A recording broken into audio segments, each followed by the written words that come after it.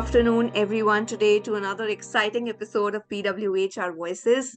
Today, we have with us Mr. Shailesh Singh, Senior Director HR and Chief People Officer, Max Life Insurance. Sir, we welcome you on board. It's a pleasure for us to be speaking with you. Sugan, thank you so much. And I'm delighted to be here. Thank you so much. Absolutely. Yeah. Thank you so much. So, today's discussion, we every week we come out with some or the other intriguing HR centric topics, and for today's discussion, we have the topic as power of women in finance, leveraging diversity for success. Now, it is not a very often and in a very unusual topic that we're discussing, but it carries a lot of meaning in today's times, considering there are certain segments still that is considered as a taboo for women to enter into, considering finance is always predominated to be a male dominated segment. But still a small introduction or a way in which we're going to converse in today's conversation. So the financial services industry has historically been male dominated, as everyone knows, but the tide is changing now as more women are entering into the field and making their mark.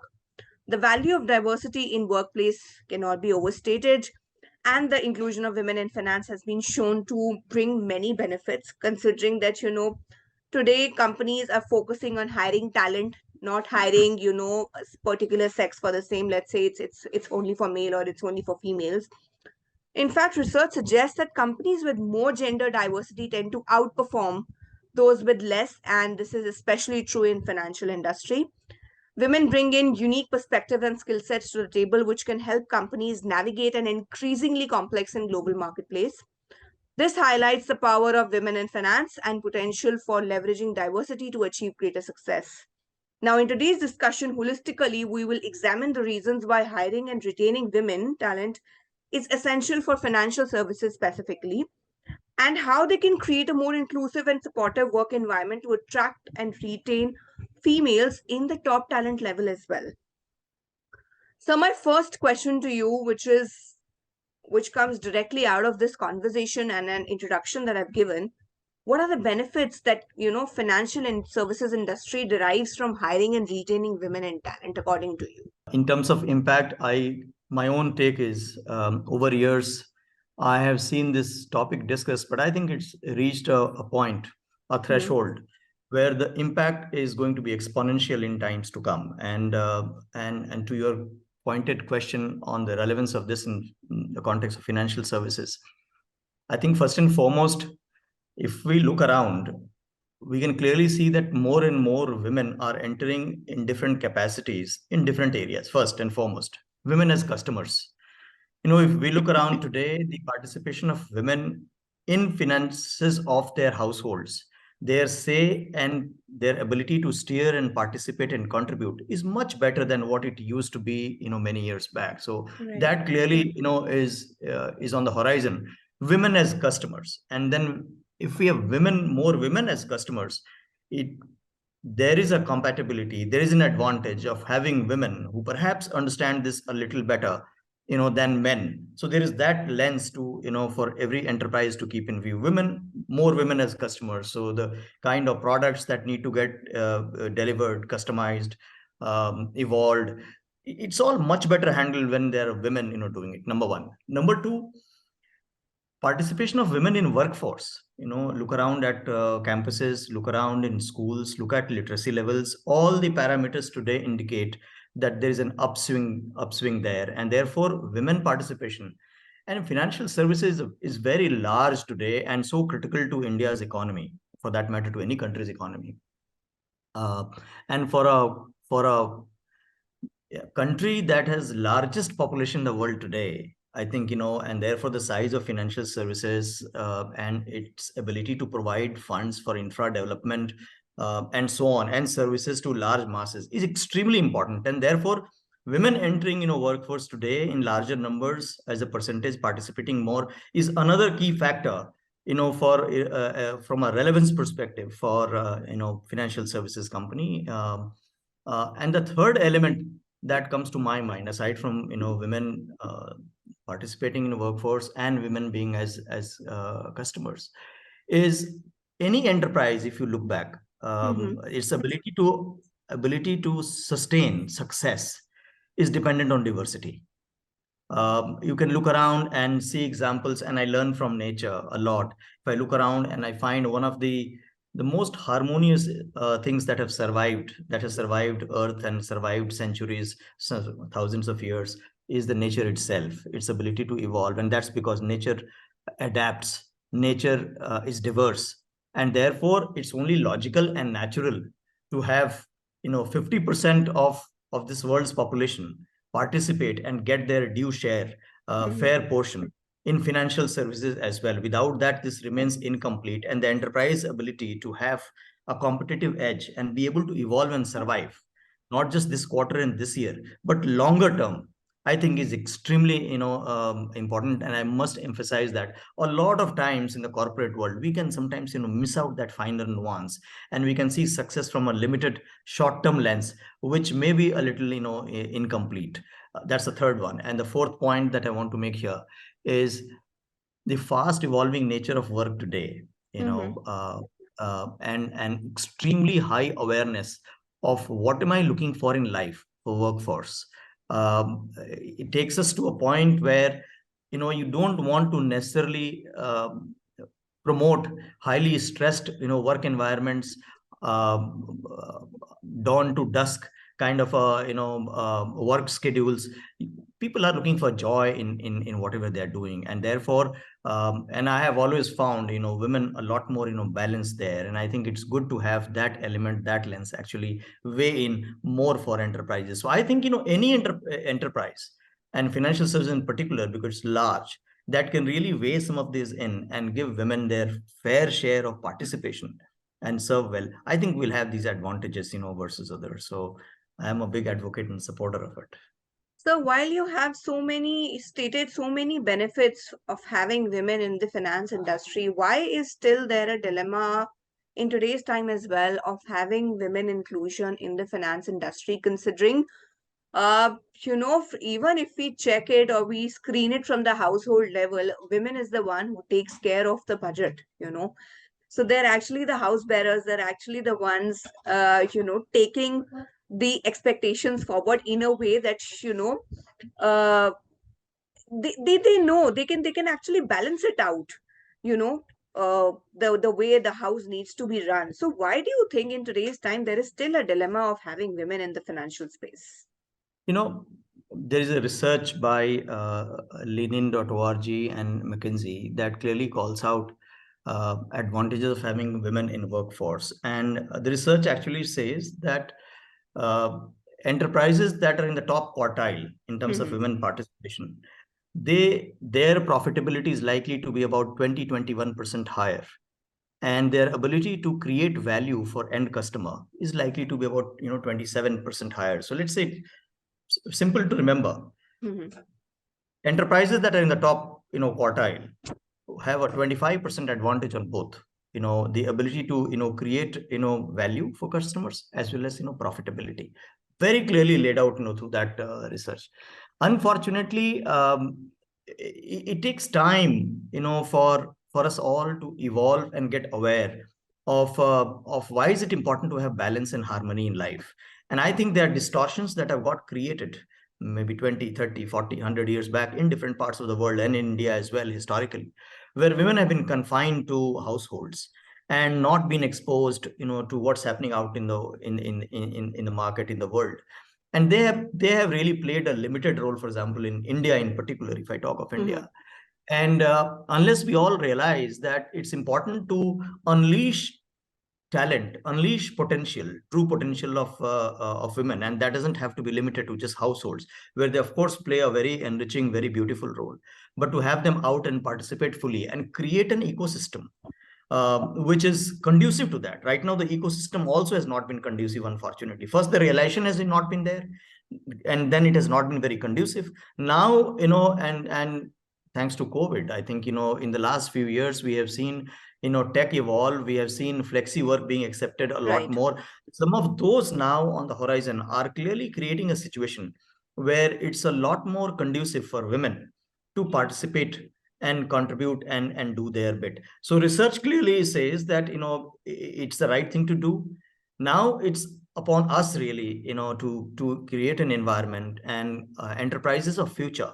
The right word perhaps maybe institutions that are longer term focused, institutions that take a strategic view of workforce and their strategies are more likely to be ahead on this game than perhaps others, which may be a little too obsessed with a quarterly result or a monthly target, and may not really expand on this and deploy this as effectively as bigger ones do. So there are some biases of the past that we have continued. There has been Right.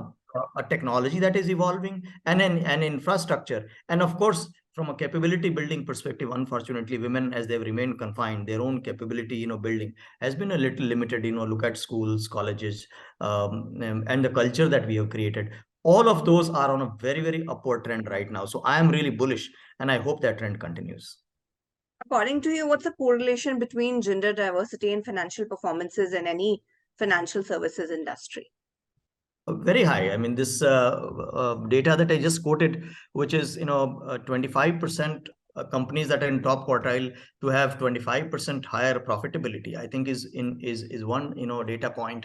But I think the impact is a lot more deeper beyond Mm. statistics. For example, the ability of women, to be able to create a holistic work environment, to create a more sensitive and complete and harmonious work environment, to be able to structure products.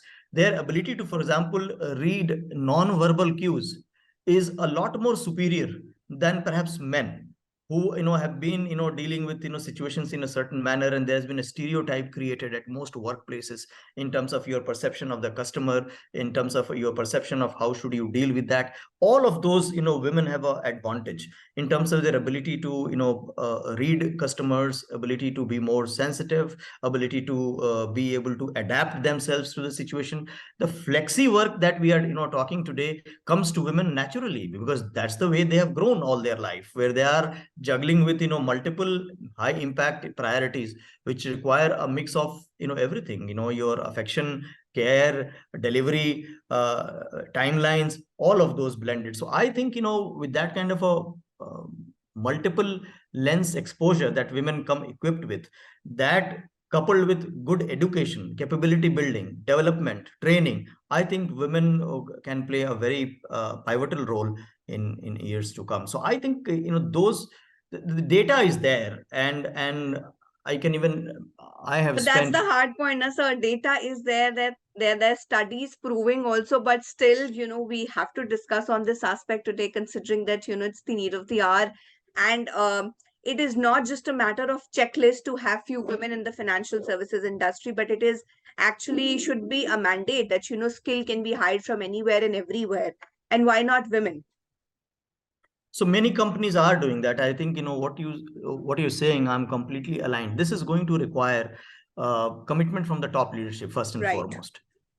Culture is always top down, and it's important that leaders walk the talk, and leaders see far, which they are supposed to. Leaders must be in the front and seeing far and look around the bends and corners, and therefore leaders' ability to dismantle the biases, the stereotypes that have existed in their workplaces with the right set of policies, with the right set of, for example, the enabling technology, with the right set of work schedules like flexi work or work from home, enabling, rather than continue with the biases where women are treated as second category citizens, or work from home is seen as an inferior arrangement. Some of those really need to be challenged, and it will require some radical positions for the leadership to take, and the enterprises that are truly strategic, Sugandh, they do this very well. Right. They have a stance, there is an org stance, leaders understand it, they talk about it, it is in the town halls, it is in the policies, and everyone understands. And everyone is also held accountable over a period of time. So it is going to require both, a push and a pull.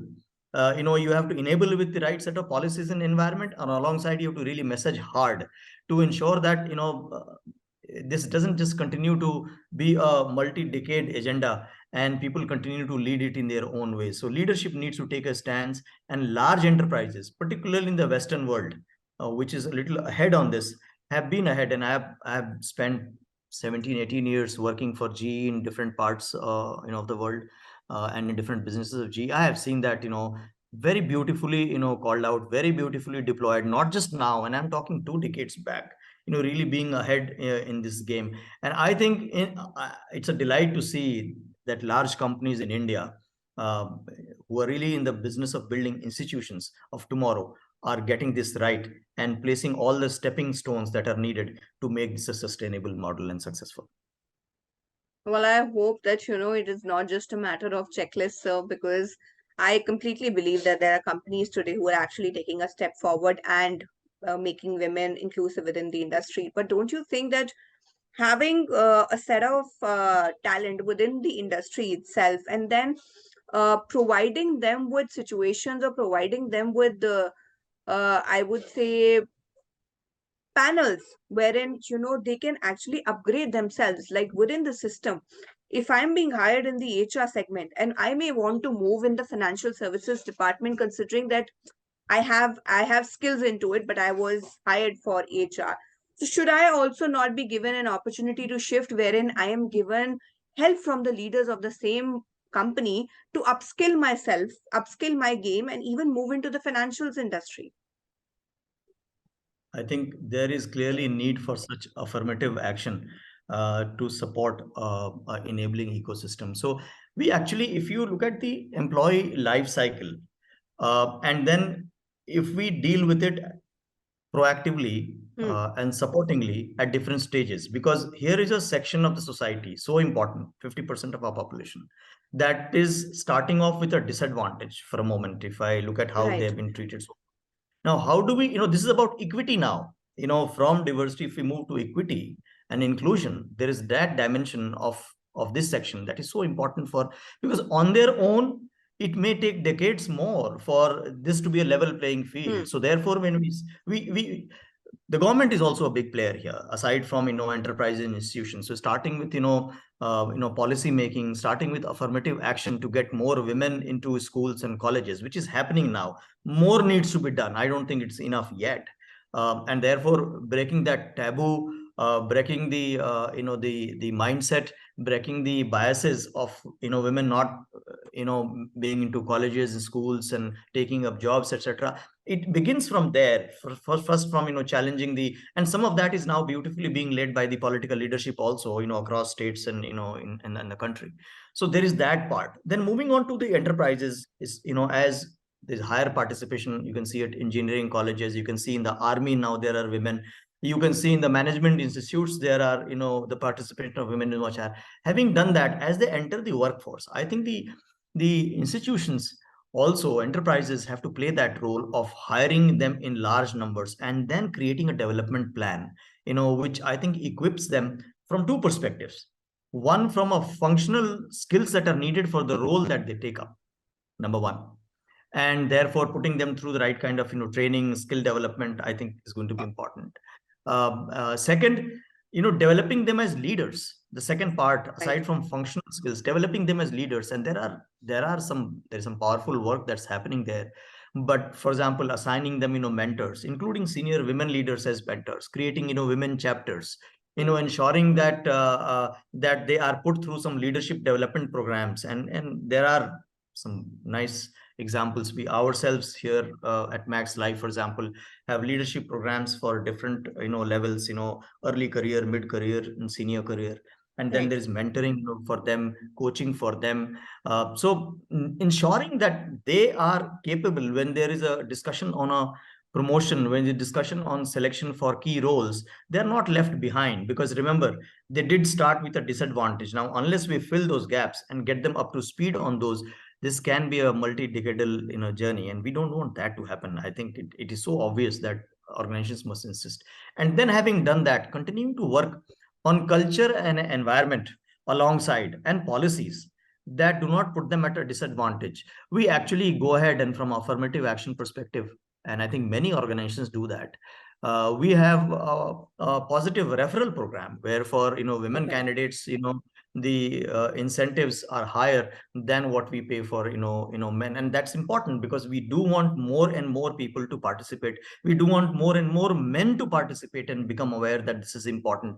We are trying to change the fundamentals of how this is approached, and unless men change some of their own mindsets into how this is being handled, that is going to be an uphill task. So it is going to require concerted effort from government, academia, companies, and leadership teams, particularly in each of these organizations, to really take this to the next level, Sugan. Oh, very well said, sir. It's not only the responsibility of leaders at organizational level to actually induce this change. The change begins from schooling. The change begins from high school education, because there the mindset is also made such that women need to enter in a women centric field and men need to work towards a men centric field.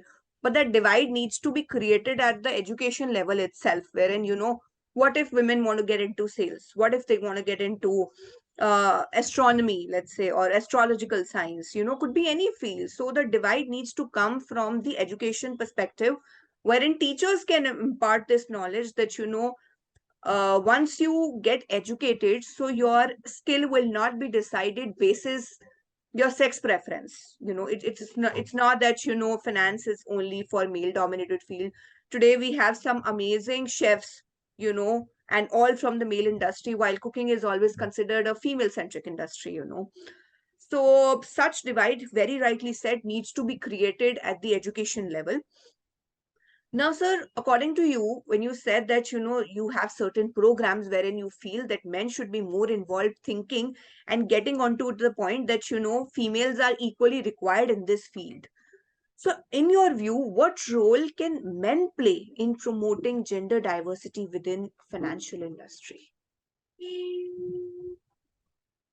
I think,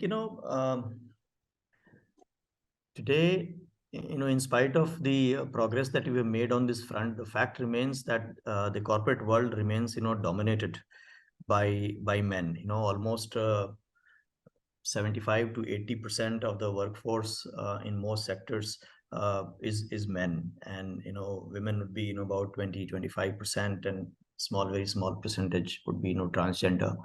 So the fact is that people who make a lot of decisions, and we know that the die has been cast, and it hasn't been very balanced so far. So therefore, it is cast in a certain way and continues to be skewed in favor of men, right from childhood, upbringing, differential treatment, to college and school and so on. And therefore, I think men have a very important role to play today. And thankfully, I find Gen Z, the new generation, a lot more progressive and balanced in outlook than maybe perhaps before, where parents used to be a lot more restricted. So first and foremost, I think men have a role to play because they are the majority player, large player today, everywhere. As I said, government, academia, companies, all of those, corporates, all of those places. So they have a role to play because they are a majority player. Number one. Right. Number two, I think, to me, the solution will really come from men being educated more on this, and therefore the role of culture is going to become extremely important. I see today, thankfully, a lot of parents adapting and changing to the millennial, children, and their thinking, and being more open and being more comfortable. So therefore, educating men, through policies, through examples, and helping them realize that this is really important for the country, for families, for communities, for companies. I think that education, through examples, is going to be extremely important. It's also going to be important for them to realize that unless we allow a balanced play, the value creation ability of the enterprise is going to be limited in times to come. So it's actually going to hurt the organization. It may even hurt the family. It may even hurt the nation when we don't have a fair play and fair participation by women. So I think that education is going to become important increasingly. The corporate world, I think the private sector is doing fairly good there. More work to be done. I think the challenge still remains with the government, the public sector. I think there's a need to do more work there, and improve the intake at the school, college, education imparting, institutions and framework that we have. So men have a big role to play there. They are the ones still today, who are really calling the shots, if I can say so, without hopefully, carrying any biases there. And actually, if the thought gets embedded in minds of men that, it's not just they who are driving this financial services industry, I think it's going to make a really big difference by even having women at the leadership level, specifically in the financial space, considering that, they're not just there to be hired for any or every segment. They're even capable to, lead people at the leadership level as well. Thank you so much for this conversation, sir. It was indeed insightful with the examples and analysis that you've shared and the ways companies can actually adopt this change. Very rightly said, there are few companies who've already adopted, but then there are few as well who are still, lagging behind and have to opt for this path to have more and more women inclusion into the financial space. Thank you so much for your time, sir. It was really a pleasure speaking with you. People who still have questions to him, still want to have some queries and some strategies devised, Mr. Shailesh will be happy to share them. You can tag him on LinkedIn, you can tag him on Facebook, Twitter, and he'll be happy to solve all your queries. For now, thank you so much, sir. Thank you, Sugandh. While it is an uphill task, I stay optimistic. A lot is happening and a lot more will happen. Thank you so much. Indeed, indeed, sir. Thank you so much for your time, sir.